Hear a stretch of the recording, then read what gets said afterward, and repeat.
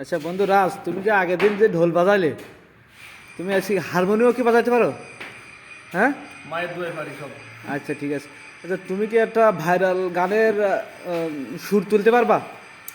Viral তো সব গানই ভাইরাল এখন। ঠিক আছে, তুমি পারবা কি না? পারবো। আচ্ছা ভাইরাল একটা গানের সুর তোলো, কিন্তু বলবা না যে কোন গানের সুর এটা আমার একটা হচ্ছে। খুব তাহলে ফেভারিট গান এটা পাবলিক বলবে, পাবলিক কমেন্টসে বলবে। আচ্ছা শুরু করো।